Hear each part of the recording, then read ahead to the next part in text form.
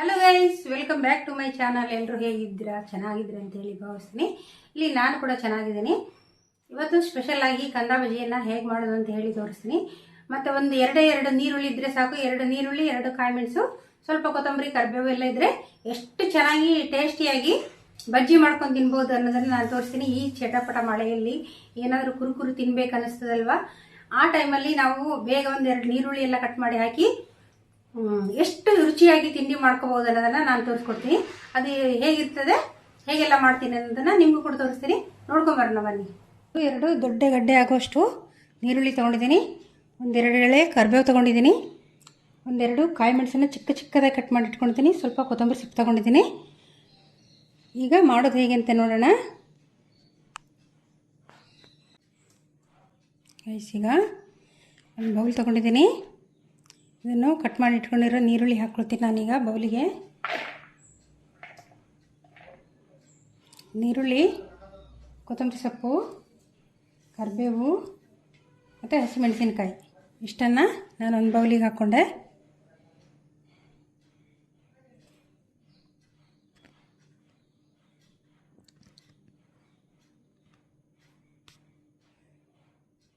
Guys, ಇದಕ್ಕೆ ನಾನೀಗ ಉಪ್ಪು ಹಾಕ್ಕೊಳ್ತೀನಿ. ಉಪ್ಪು ಫಸ್ಟಿಗೆ ಹಾಕೊಂಡ್ಬಿಡ್ಬೇಕು, ಯಾಕೆಂದರೆ ಮತ್ತು ಅದು ಉಪ್ಪು ಕಡಲೆ ಹಿಟ್ಟು ಹಾಕಿದ ಮೇಲೆ ಅದು ಅಷ್ಟೊಂದು ಕರೆಕ್ಟಾಗಿ ಮಿಕ್ಸ್ ಆಗೋದಿಲ್ಲ. ಅದಕ್ಕೆ ಫಸ್ಟಿಗೆ ಉಪ್ಪು ಹಾಕೊಂಡ್ಬಿಡ್ಬೇಕು. ಉಪ್ಪು ಹಾಕಿ ಒಂದ್ಸರಿ ಮಿಕ್ಸ್ ಕೊಟ್ಕೊಂಡ್ಬಿಡ್ಬೇಕು.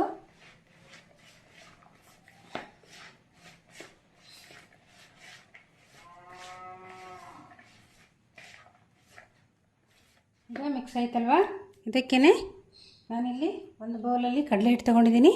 ಕಡಲೆ ಹಿಟ್ಟು ಕೂಡ ಒಂದು ಬೌಲ್ ಹಾಕ್ಕೊಳ್ತೀನಿ. ಗೈಸ್, ಇದಕ್ಕೆ ನಾನು 2 ಸ್ಪೂನು ಕಡಲೆ ಹಿಟ್ಟು, ಅಕ್ಕಿ ಹಿಟ್ಟು ಹಾಕ್ಕೊಳ್ತೀನಿ. ಇದು ಗರಿ ಆಗಿ ಬರಲಿಕ್ಕೆ ತುಂಬ ಚೆನ್ನಾಗಿರ್ತದೆ ಮತ್ತು ಗರಿಯಾಗಿ ಬರ್ತದೆ. ಅದಕ್ಕೋಸ್ಕರ 2 ಸ್ಪೂನ್ ಅಷ್ಟೇ ಹಾಕ್ಕೊಂಡೆ ನಾನು. ಅಷ್ಟೇ ಹಾಕ್ಕೋಬೇಕು ಕೂಡ. ಗೈಸ್, ಇದಕ್ಕೆ ನಾನು ಸ್ವಲ್ಪ ಅಜ್ವಾಯಿನ್ ಅಂತ ಹೇಳ್ತಾರಲ್ವ, ಓಂಕಾಳು, ಅದನ್ನು ತೊಗೊಂಡಿದ್ದೀನಿ. ಇದನ್ನು ಸ್ವಲ್ಪ ಉದ್ದುಬಿಟ್ಟು ಹಾಕ್ಕೋಬೇಕು. ಟೇಸ್ಟ್ ಚೆನ್ನಾಗಿರ್ತದೆ ಮತ್ತು ಗ್ಯಾಸ್ಟ್ರಿಕ್ ಎಲ್ಲ ಆಗೋದಿಲ್ಲ. ಅದರ ಫ್ಲೇವರ್ ಬಿಟ್ಕೋಬೇಕಲ್ವ, ಅದಕ್ಕೋಸ್ಕರ ಸ್ವಲ್ಪ ಉಜ್ಜಿ ಹಾಕ್ಕೋಬೇಕಾಗುತ್ತೆ. ಹಾಗೆ ಇಷ್ಟ ಐಟಮನ್ನು ಈಗ ಹಾಕ್ಕೊಂಡೆ. ಈಗ ನೀರು ಹಾಕದೇನೆ ಸ್ವಲ್ಪ ನೀರು ತೊಗೋಬೇಕಷ್ಟೆ. ಬೌಲಲ್ಲಿ ಸ್ವಲ್ಪ ಗೈಸ್, ಇದಕ್ಕೇ ನಾನು 1/4 ಸ್ಪೂನಷ್ಟು ಸೋಡಾ, ಬೇಕಿಂಗ್ ಸೋಡಾ ಹೇಳ್ತಾರಲ್ವ, ಅಡುಗೆ ಸೋಡಾ ಯಾವುದು ಕೂಡ ಆಗ್ತದೆ, ಅಷ್ಟು ಹಾಕ್ಕೊಳ್ತೀನಿ. ಇಷ್ಟ ಹಾಕ್ಕೋಬೇಕು, ಜಾಸ್ತಿ ಕೂಡ ಹಾಕ್ಕೋಬಾರ್ದು. ಯಾಕೆಂದರೆ ಬಜ್ಜಿ ನಮಗೆ ಸ್ವಲ್ಪ ಗರಿಯಾಗಿ ಬರಬೇಕಲ್ವ, ಅದಕ್ಕೋಸ್ಕರ. ಈಗ ಇದನ್ನು ಮಿಕ್ಸ್ ಮಾಡೋದು ಹೇಗೆ ನೋಡುವ. ಫಸ್ಟಿಗೆ ನೀರು ಹಾಕಿದೇನೆ ಒಮ್ಮೆ ಈ ಥರ ಮಿಕ್ಸ್ ಮಾಡ್ಕೋಬೇಕು. ಯಾಕೆಂದರೆ ನೀರುಳ್ಳಿ ಉಪ್ಪು ಹಾಕಿದ್ದೀವಲ್ವ, ನೀರುಳ್ಳಿ ಬೇಗ ನೀರು ಬಿಟ್ಕೊಳ್ತದೆ ಮತ್ತು ಜಾಸ್ತಿ ನೀರು ಕೂಡ ಆಗಬಾರ್ದು. ಇದು ತುಂಬ ನೀರು ಹಾಕ್ಕೊಳ್ಳಿಕ್ಕಿಲ್ಲ. ನೋಡಿ ಎಷ್ಟು ಆಲ್ರೆಡಿ ನೀರೆಲ್ಲ ಮಿಕ್ಸ್ ಆಗಿ ಎಷ್ಟು ಇದಾಯಿತು. ನೀರು ನೋಡಿ ಹಾಕ್ಕೋಬೇಕಾಗುತ್ತೆ. ನಾನು ನೀರೇ ಹಾಕ್ಕೊಂಡಿಲ್ಲ, ಇಷ್ಟು ನನಗೆ ಮಿಕ್ಸ್ ಆಯಿತು. ಮತ್ತು ಇದು ಬೇಗ ನೀರುಳ್ಳಿ ನೀರು ಬಿಟ್ಕೊಳ್ಳೋದ್ರಿಂದ ನಮಗೆ ಬೇಗ ಒಂಥರ ಮುದ್ದೆ ಆಗ್ತದೆ. ಅದಕ್ಕೋಸ್ಕರ ನಾವು ಜಾಸ್ತಿ ನೀರು ಹಾಕೋಬಾರ್ದು. ಇಲ್ಲಿ ನಾನು ಇನ್ನೂ ನೀರು ಹಾಕಿಲ್ಲ.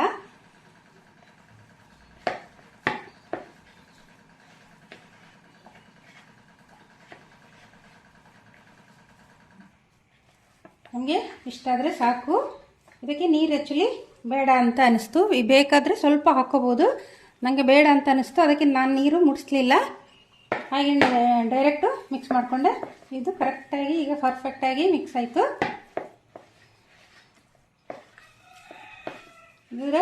ಇದಕ್ಕೆ ನೀರಿನ ಅವಶ್ಯಕತೆ ಇಲ್ಲ.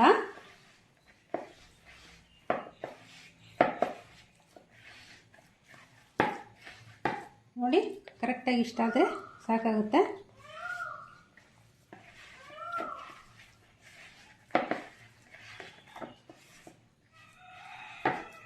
ಈಗ ಇಷ್ಟು ರೆಡಿ ಆಯಿತು. ಈಗ ಮಾಡೋದು ಹೇಗಂತ ನೋಡುವ.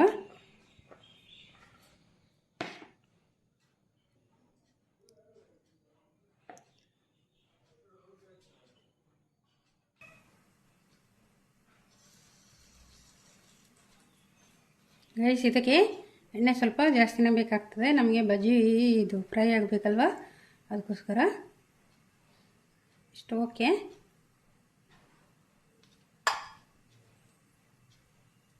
ಗೈಸ್, ಈಗ ಎಣ್ಣೆ ಎಲ್ಲ ಬಿಸಿಯಾಗಿದೆ. ಈಗ ಹಿಟ್ಟೆಲ್ಲ ಕರೆಕ್ಟ್ ಅದಾಗಿದೆ. ನಾವು ನೀರು ಹಾಕೊಳ್ಳೋದೇ ರೆಡಿ ಮಾಡಿ ಇಟ್ಕೊಂಡಿದ್ದು. ನೀರು ಹಾಕೊಳ್ಳಿಕ್ಕೆ ಬೇಕಾದರೆ ಹಾಕೋಬೋದು, ಆದರೆ ನನಗೆ ಇಷ್ಟು ಸಾಕು. ತುಂಬ ಇದು ತೆಳ್ಳಗಾಗಬಾರ್ದು. ನಮಗೆ ಬಜ್ಜಿಗೆ ಹೀಗೇ ಬೇಕು, ಉದುರಾಗಿರಲಿಕ್ಕೆ. ಇಲ್ಲಿ ನಾನು ಹಾಕ್ಕೊಳ್ತೀನಿ. ಮತ್ತು ಎಷ್ಟು ಚಿಕ್ಕದು ಮಾಡ್ಕೊಳ್ತೀವಿ ನಾವು ಅಷ್ಟು ರುಚಿನೇ ಜಾಸ್ತಿ ಇರ್ತದೆ ಮತ್ತು ಈಸಿಯಾಗಿ ಕೂಡ ಬೇಯ್ತದೆ. ತುಂಬ ದೊಡ್ಡದು ಮಾಡಿಕೊಂಡ್ರೆ ಒಳಗಡೆ ಸರಿಯಾಗಿ ಕರೆಕ್ಟಾಗಿ ಬೇಯೋದಿಲ್ಲ. ಅದಕ್ಕೋಸ್ಕರ ನಮಗೆ ಎಷ್ಟು ಚಿಕ್ಕದಾಗ್ತದೆ ಅಷ್ಟು ಚಿಕ್ಕದು ಮಾಡಿಕೊಂಡ್ರೆ ಸಾಕಾಗುತ್ತೆ. ಒಂದು ತುಂಬ ಚಿಕ್ಕದಲ್ಲ, ಒಂದು ನೋಡಿಕೊಂಡು ನಮಗೆ ಹದ ಗೊತ್ತಾಗ್ತದಲ್ವ, ಆ ಥರ ಮಾಡ್ಕೋಬೇಕಷ್ಟೇ.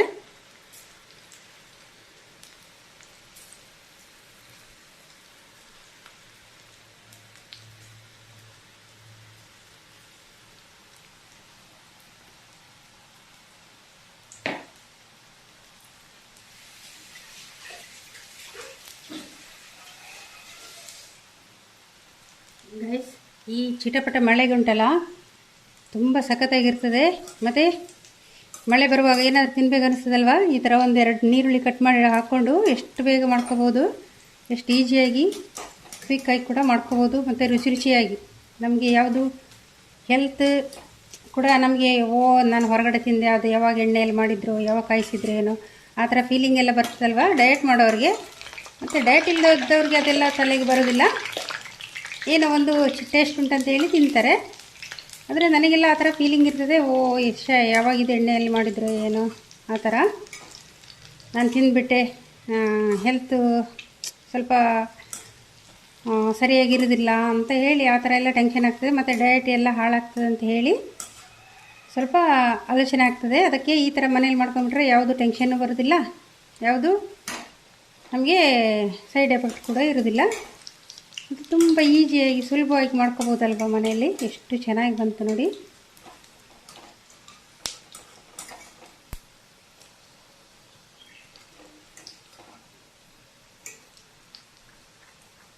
ಮತ್ತು ಸ್ವಲ್ಪ ಲೋ ಫ್ಲೇಮಲ್ಲಿ ಇಟ್ಕೋಬೇಕಾಗುತ್ತೆ.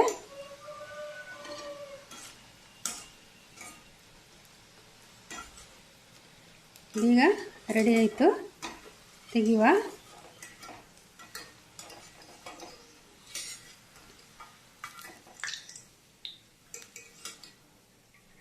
ನೋಡಿ ಗೈಸ್, 1 ಸೆಕೆಂಡಲ್ಲಿ ಎಷ್ಟು ಬೇಗ ರೆಡಿ ಆಯಿತು.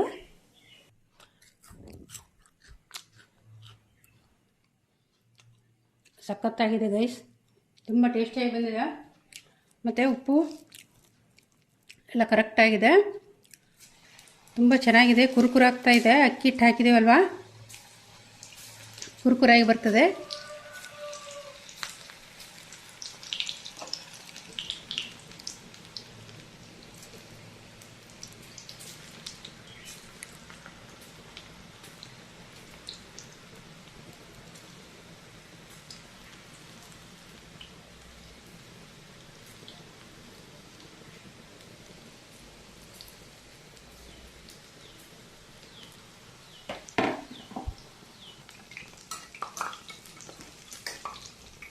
ಈ ಥರ ತಿರುಗಿಸಿ ಹಾಕ್ಕೊಂಬಿಟ್ರೆ ಆಯಿತು. ಯಾವುದಾದ್ರೂ ತಿರುಗದೇ ಇದ್ದರೆ ತಿರುಗಿಸಿ ಹಾಕ್ಕೊಂಡ್ರೆ ಕರೆಕ್ಟಾಗಿ ಬೇಯ್ಕೊಳ್ತದೆ.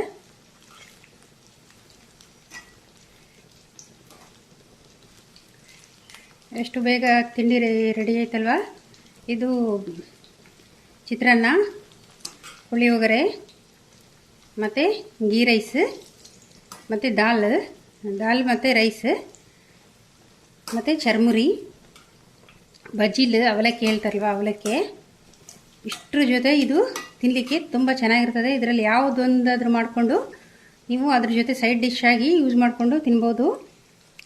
ಸಂಡೇ ಎಲ್ಲ ಎಲ್ಲರಿಗೆ ಹೆಚ್ಚಿನವರಿಗೆ ರಜೆ ಇರ್ತದಲ್ವ, ಸಂಡೇ ಫ್ರೀ ಇರುವಾಗ ಈ ಥರ ಒಂದೊಂದು ಬಜ್ಜಿ ಎಲ್ಲ ಮಾಡ್ಕೊಂಡು ತಿಂದರೆ ನಾವೊಂದು ದಾಲ್ ಮಾಡ್ಕೊಂಬಿಟ್ರೆ ಸಾಕು, ಸೈಡಲ್ಲಿ ಎಷ್ಟು ಹೊಟ್ಟೆ ತುಂಬ ಊಟ ಮಾಡ್ಬೋದಲ್ವ. ಮತ್ತು ನಾವು ಒಂದು ಅವಲಕ್ಕಿ ಒಗ್ಗರಣೆ ಹಾಕ್ಕೊಂಬಿಟ್ಟು ಈ ಥರ ಬಜ್ಜಿ ಮಾಡಿಕೊಂಡ್ರು ಕೂಡ ತುಂಬ ಚೆನ್ನಾಗಿರ್ತದಲ್ವ, ತುಂಬ ಟೇಸ್ಟಿಯಾಗಿರ್ತದೆ. ಮತ್ತು ಗರಿಯಾಗಿ ಫ್ರೆಶ್ ಕೂಡ ಇರ್ತದೆ. ಇಲ್ಲಿ ನಾನು ರೆಡಿಯಾಗಿದ್ದನ್ನು ತಗೊಳ್ತೀನಿ. ಸ್ವಲ್ಪ ಲೋ ಫ್ಲೇಮಲ್ಲಿ ಇಟ್ಟಿದ್ದೀನಿ ಅದಕ್ಕೋಸ್ಕರ.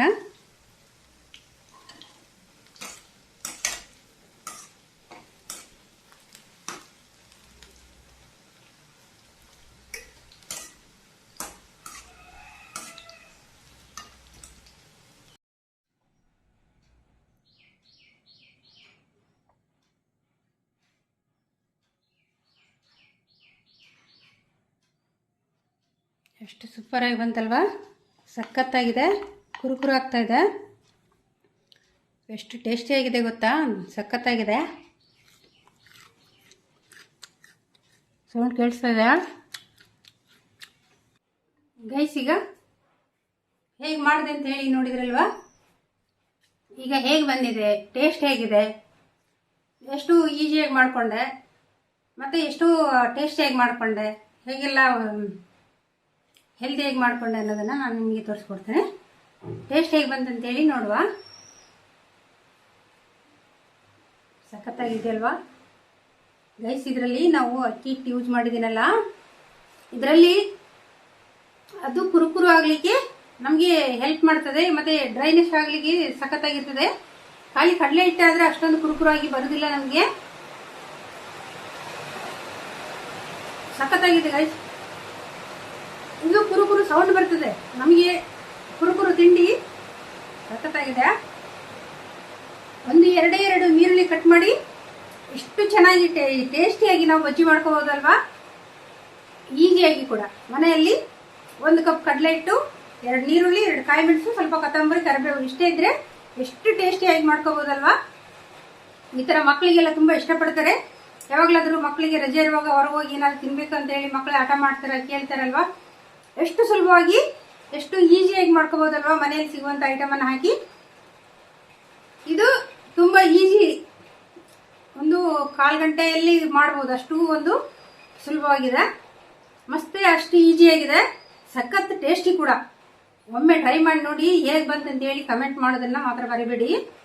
ಸಖತ್ ಟೇಸ್ಟಿಯಾಗಿ ಬಂದಿದೆ. ಇದು ತುಂಬ ಟೇಸ್ಟ್ ಕೊಡ್ತದೆ. ಇದು ನಾವು ಒಂದು ದಾಲ್ ಏನಾದರೂ ಮಾಡ್ಕೊಳ್ತೀವಲ್ವಾ, ದಾಲ್ ಮಾಡಿ ರೈಸ್ ಮಾಡ್ಕೊಂಡ್ರೆ ಸೈಡಲ್ಲಿ ಈ ಥರ ಬಜ್ಜಿ ಮಾಡ್ಕೊಂಡ್ರೆ ಹೊಟ್ಟೆ ತುಂಬ ಊಟ ಮಾಡ್ಬೋದು. ಮತ್ತೆ ನಾವು ಅವಲಕ್ಕಿ ಮಾಡ್ಕೊಳ್ತೀವಲ್ವಾ, ಅವಲಕ್ಕಿ ಮಾಡ್ಕೊಂಡು ಸೈಡ್ ಡಿಶ್ ಆಗಿ ಇದನ್ನು ಬಜ್ಜಿ ಕೂಡ ಮಾಡ್ಕೋಬಹುದು. ಟೊಮೆಟೊ ಸಾರು ಮಾಡ್ಕೊಂಡು ಈ ಥರ ಬಜ್ಜಿ ಮಾಡ್ಕೊಂಡ್ರೆ ಅದಕ್ಕೂ ಕೂಡ ಹೊಟ್ಟೆ ತುಂಬ ಊಟ ಮಾಡ್ಬೋದು. ಯಾವುದಾದ್ರೂ ವೆಜಿಟೇಬಲ್ ತರಕಾರಿ ಸಾರೆಲ್ಲ ಇದ್ರೆ ಅದ್ರ ಜೊತೆ ಈ ಥರ ಬಜ್ಜಿ ಮಾಡ್ಕೊಂಡು ಕೂಡ ಉಣ್ಬಹುದು. ಮತ್ತೆ ತಿಂಡಿಗೆ ಕೂಡ, ಖಾಲಿ ತಿಂಡಿಯಲ್ಲಿ ಸಾಯಂಕಾಲ ತಿಂಡಿಗಾಗಿ ತಿನ್ಬಹುದು. ಎಷ್ಟೊಂದು ನಾವು ಬೆಳಗ್ಗೆ ಅವಲಕ್ಕಿ, ಮಂಡಕ್ಕಿ, ಚಿತ್ರಾನ್ನ ಇದ್ರ ಜೊತೆ ಕೂಡ ತಿನ್ಬಹುದು. ಎಷ್ಟೊಂದು ಲಾಭ ಇದೆ ಅಲ್ವಾ. ಇದೊಂದು ತಿಂಡಿ ಮಾಡ್ಕೊಂಡ್ರೆ ಎಷ್ಟೊಂದು ಇದಕ್ಕೆ ಯೂಸ್ ಮಾಡ್ಕೋಬಹುದಲ್ವಾ. ಎಷ್ಟು ಚೆನ್ನಾಗಿರ್ತದೆ, ಮತ್ತೆ ಅಷ್ಟೇ ಟೇಸ್ಟಿ ಆಗಿರ್ತದೆ, ಸಖತ್ತಾಗಿರ್ತದೆ. ಹಾಗೆ ಎಷ್ಟು ಈಜಿ ಕೂಡ ಇತ್ತು ಅನ್ನೋದನ್ನ ನಾನು ನಿಮಗೆ ತೋರಿಸ್ಕೊಟ್ಟೆ. ಮತ್ತೆ ತುಂಬಾ ಟೇಸ್ಟಿಯಾಗಿ ಬಂದಿದೆ. ವಿಡಿಯೋ ಇಷ್ಟ ಆದರೆ ಒಂದು ಲೈಕ್ ಮಾಡಿ, ಶೇರ್ ಮಾಡಿ, ಪ್ಲೀಸ್ ಸಬ್ಸ್ಕ್ರೈಬ್ ಮಾಡಿ, ಮತ್ತೆ ಸಪೋರ್ಟ್ ಮಾಡಿ ಪ್ಲೀಸ್. ನಿಮ್ಮ ಸಪೋರ್ಟ್ ನನಗೆ ತುಂಬಾ ಅವಶ್ಯಕತೆ ಇದೆ. ದಯವಿಟ್ಟು ಎಲ್ರಿಗೂ ಒಂದು ಕೇಳ್ಕೊಳ್ಳೋದು ಒಂದೇ, ನನಗೊಂದು ಸಬ್ಸ್ಕ್ರೈಬ್ ಮಾಡಿ, ಒಂದು ಲೈಕ್ ಮಾಡಿ, ವಿಡಿಯೋ ಇಷ್ಟ ಆದರೆ ಶೇರ್ ಮಾಡಿ.